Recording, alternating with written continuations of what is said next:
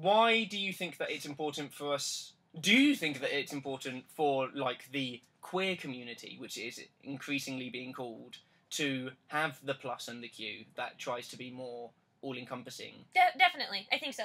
Okay. I think it's inclusive, and I think it's easy, and I think it's easy to be inclusive. And if I can do this simple, small, itty-bitty, teeny-tiny thing, like adding a Q or a plus, to make somebody else feel included, like, why wouldn't I do that?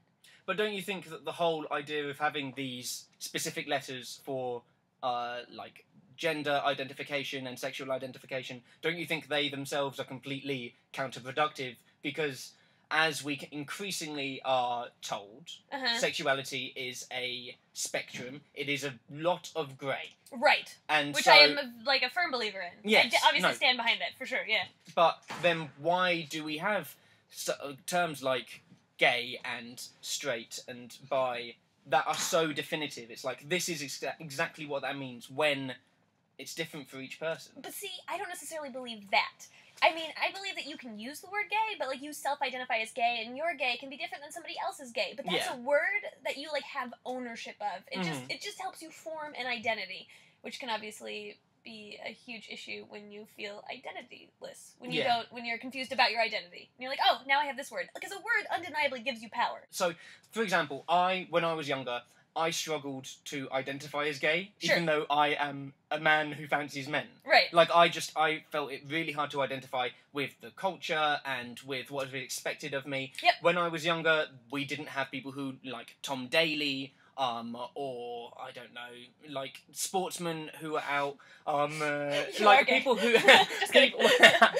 How rude. I know. But people who weren't, like, entertainers. My gay role models when I was growing up were Stephen Fry and Graham Norton. You probably wouldn't know who Graham Norton is. I'm just going to imagine. But they were people that it was very... I was like, I have to... They have a stigma. There's a stigma around being gay. It wasn't necessarily the stigma, but I didn't see any of myself in them. Sure. So I was like... Because I have my moments, but I'm not a particularly flamboyant guy, and I didn't see anybody who happened to be gay in mainstream media. And so I I didn't so much reject, but I avoided that label for a very long time. Right.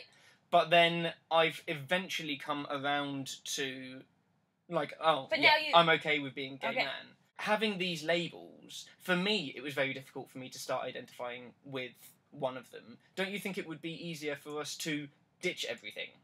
Why don't we just ditch everything and start again, maybe just have queer, which is what people have suggested in the past? Like I said, having a word gives you power. Power because you can communicate something to somebody in, like, one concise moment. So right now my favorite qualifier is queer. That's my favorite one to use right now. But it's so ambiguous. And so when I meet somebody for the first time, or when I introduce somebody to my content for the first time or something, and they're like, oh, you're not straight? And then I say... they're like, oh, then what are you? And then I say, I'm queer. That doesn't really answer their question more. They kind of already know that. But then it should be something that they don't necessarily know, right? They should just know that you are, first of all, a person, and then this letter, whichever one you decide to identify with, is like it's a footnote, right? Sure. So isn't that more helpful if you have... because then there's just people who have a particular sexual preference.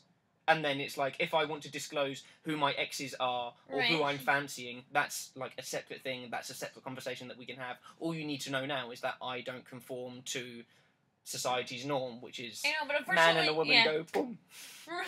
what? Tell me about society's norm again. Oh. But there's also, like, when you have a word that you really identify with, for example, when I found the word pansexual, I was so jazzed about that. Jazza. I like that. I was so jazzed about that because it gave me like a group of, like, very like-minded people that I could talk with, be around with, and, like, I just had this, I was excited to have a group and have a word to have pride in. It's just easier to have pride. It gives you an identity. It gives you a tribe to be part of. Yeah, and I just... Like YouTuber or English or American. Right. It makes you... It doesn't necessarily have to define who you are, but it adds to the person that you choose to protect to the rest of the world. What advice would... Because you're... in the past, you've identified as pansexual. You've just said that you prefer queer at the moment. As somebody who has changed their sexual identity...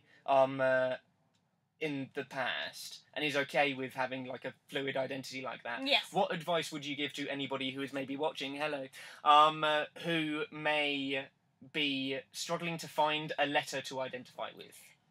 Be comfortable with ambiguity. You might not fully understand your identity, but that's okay. And it's okay to sit in that, like, unsure state. Mm-hmm. And, you might still be, like, on your search for your word. And you might never find your word, and that's fine. And you might always have kind of an ambiguous sexuality that you might even not fully understand. Mm-hmm. And that's not something you have to fix. But yeah, sometimes it's something you grow into, and sometimes it's not. Mm-hmm.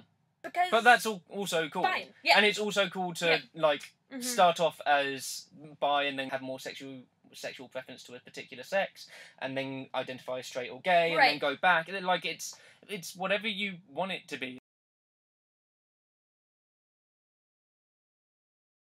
Hi everyone! I'm really bad at these things, so I usually get the other person to do the outros. Hi everyone! My name is Ashley, and I think we're doing a video on my channel. Do we have time? Or no?